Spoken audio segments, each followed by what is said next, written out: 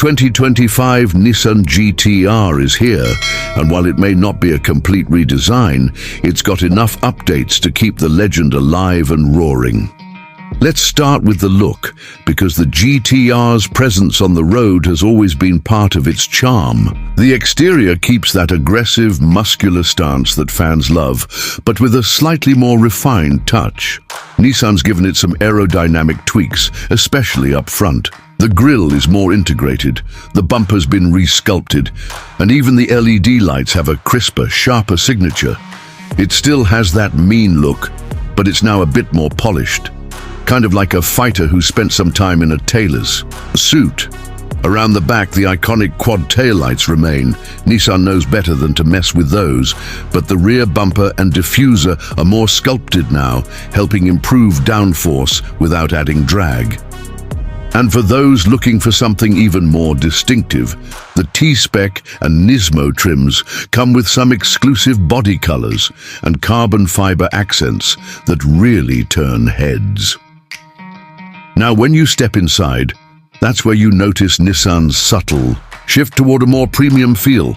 The layout is familiar, but the materials are noticeably upgraded. You've got semi-aniline leather in the premium trim, Alcantara surfaces in the Nismo variant, and real carbon fiber accents in all the right places. It's still very driver-focused, everything from the central tachometer to the paddle shifters. Reminds you this car means business, but it doesn't feel outdated anymore. The 8-inch touchscreen is still there, supporting Apple CarPlay navigation and Nissan Connect, but it's faster and more responsive this time around. And the analog gauges mixed with digital readouts give it that perfect blend of old school and modern vibes. The seating position is low and snug, exactly how you want it in a car like this. You're hugged by the bolsters, and visibility is surprisingly good for something that looks like a missile on wheels.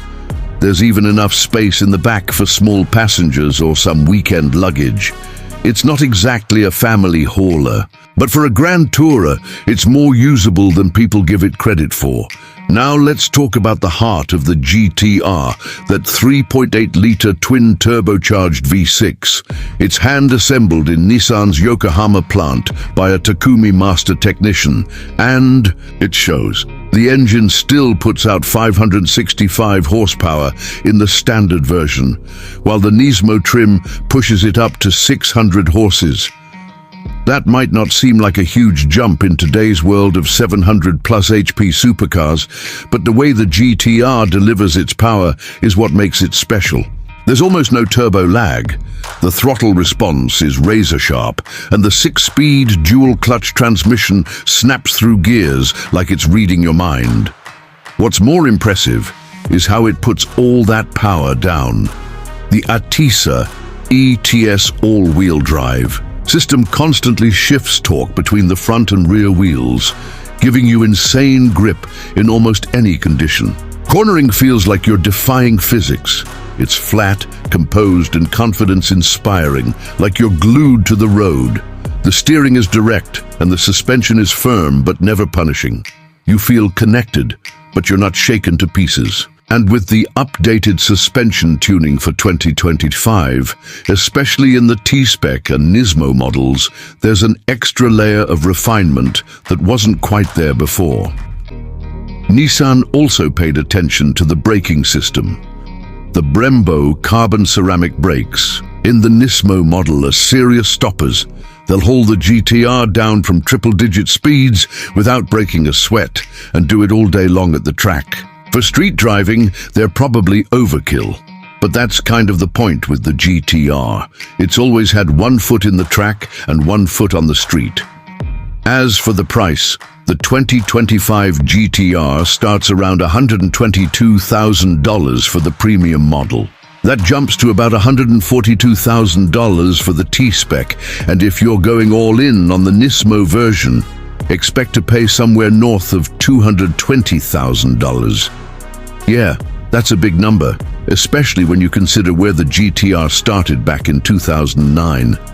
But what you're paying for isn't just performance, it's heritage, precision, and a level of engineering that still feels handcrafted. This might be one of the last versions of the GT-R as we know it. With the industry shifting toward electrification, there's a good chance the next R36 will be a hybrid or something entirely different. So the 2025 GT-R feels like the last stand of an icon. It's raw, it's refined, and it's still one of the most thrilling cars you can drive without stepping into the hypercar world. Whether you've loved it for years or you're just now starting to get it, this GT-R proves that evolution doesn't always mean replacing what works. It means sharpening it until it's nearly perfect.